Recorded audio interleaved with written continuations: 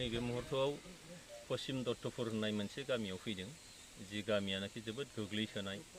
थांनाय 17 बोसोराव बिथांमोननि जि लामा बे जायाखिसै, बिथांमोनाव इलेक्ट्रिसिटि बे फैयाखिसै, आरो नुबाय जे बिथांमोननि थांनानै थानो थाखाय मोनसेल' राहायानो जाबाय बे आबाद। दा आबाद थिलियाव दै गैया, बान्दोफ्रा बायनानै दङ। दा सेराम बान होननाय बिथांमोननि मोनसे बान्दो, जाय बान्दोआ थांनाय बोसोरनैनिफ्राय बे माने बायबाय थादों, खोजायाखै, सरकारि जेबो अनुदान मोनाखै। दा बेनिखायनो बिथांमोन खावलायहरनाय बायदि दिनै आङो बे सेराम बानखौ नायफैदों आरो बे गामि पश्चिम जे दत्तपुर, बे दत्तपुराव फैनानै लामा सामानि जे अबस्था, बिथांमोननि जे सरकारि आसनिफोर जेरैहाय दा PMAY जे न' मोननांगौ, बे न'फ्रा दिनैहाय गंसेबो सासेनियावबो नुनो मोनाखै। थांनाय 17 बोसोराव जिबायदि मोनसे नासयजानाय बे ओनसोल, बेनिखायनो बे ओनसोलनि जौगानांगौनि थाखाय दिनै जोबोद मोनसे मावनांगौ बे मोनसे हाबाफारि दङ। आरो बेखौ आं बे सिडली समस्तिनि सासे MLA जानानै बिनि दायित्वखौ आङो रुजुननानै लादों जे दिनै आसामनि चिफ मिनिस्टार मानगोनां बिथां डक्टर हिमन्त बिश्व शर्माया बुंबाय थादों जे आसामखौ मोनसे जौगासार मोनसे आसाम खालामगोन।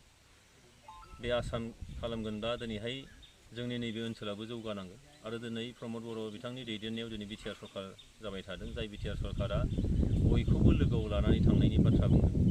बेनिखायनो दिनै आङो MLA हिसाबै आंहा जोबोद मोनसे फोथायनाय दङ। दिनै बिथांमोननि बान्दोखौ आङो आंनि फारसेनिफ्राय थिग खालामनानै होनो थाखाय आङो थांखि लादों। आरो जे इलेक्ट्रिसिटि बिथांमोननियाव दासिमबो मोनफैयाखै। दिनै डिपार्टमेन्टखौ बुंनानै बे इलेक्ट्रिसिटिखौ बोरैहाय थाबैनो मोनहोनो हायो, बिनि राहाखौ बेयाव खालामनाय जागोन।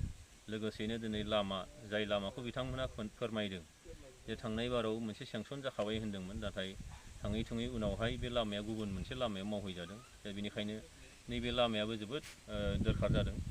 मोनसे ओनसोला जौगाखाङो होननानै बुङोबा बिनि कानेक्टिभिटिया थिग जानांगौ। आङो नायबाय थादों जे दिनैहाय प्रायरिटि बेसिसाव जे दिनैहाय लामाया गोबां दङ, दालां बान्दोखौ गोबां मावनांगौ दङ। बेबायदिनो नोङो लाम्फा खालामनांगौनि खोथा, ड्रप खालामनांगौनि खोथा, स्लुइस गेटनि खोथा, बायदिसिना जेंनाफ्रा माने जोबख' गैयै मावख'हायै मोनसे जेंनाफोर दङ। बिनि गेजेरावनो माखासेखौ प्रायरिटि बेसिसाव बे हाबाफोरखौ मावनो लानाय जादों। ओनसोल नाङै हाबाफोरखौ मावनाय लानाय जादों। आरो गुबुन गुबुन हारि माहारि गासैखौबो जे समान मोनथाय, जे बिथांमोननि लामाया समानै जौगानांगोन गुबुनफोरजों।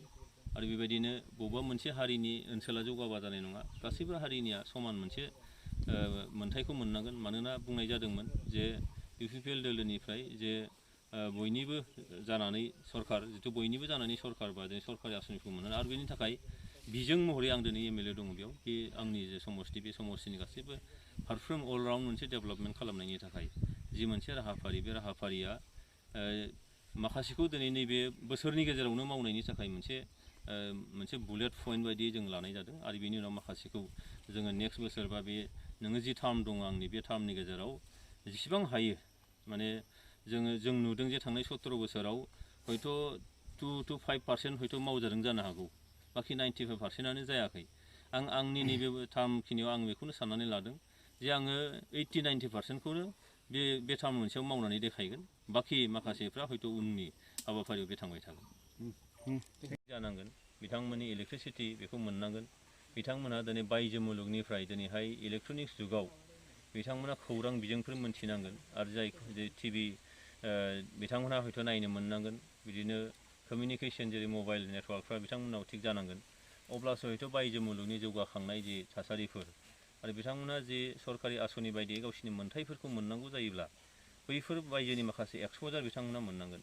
बे खार'नावनो हयथ' बिथांमोना दिनैहाय नासयजाबोदों आरो गोग्लैसोनानै थाबोदों। बेनिखायनो नोंथाङा देरहाखांनायनि नाय जे दिनैहाय MLA महरै देरहाखांनायनि उनाव जोबोद गिदिर मोनसे दायित्व आङो रुजुननानै लादों बा लानांगौ जादों। मानोना थांनाय 17 बोसोराव जेरैबायदि दल दामनानै बुंनाय जादोंमोन जे सारा माने BTR ओनसोला जौगाजोब्बाय, BTC ओनसोलखौ बिथांमोना माने मडेल BTC खालामबाय होननानै। दा माबायदि मडेल जादों जों मिथिया, नोंथांमोना नुखाबाय। जेरै हाब्रु दैब्रुनि मडेल, दिनै इलेक्ट्रिसिटि गैयि मडेल, माइ गायग्रा बान्दोफ्रा दिनै बायफ्रुजोबनाय मडेल, बेनो माबा मोनसे मडेल जाबाय नामा? सोलोंथाइ गैया दिनैहाय, बायदिसिना थासारिजों दिनै गफबनानै दं। बेनिखायनो दिनै आङो MLA महरै देरहाखांनायनि उनाव बेनिखायनो गोग्लैसोनाय ओनसोलफोर बा बिदिनो बान्दो बायला बायनाय, लामा सामा गैयै, इलेक्ट्रिसिटि गैयै, न' बां मोननो हायाखै, गुबुन गुबुन माखासे आसनिफोरनिफ्राय बिथांमोनहा जानगाराव थानांदों।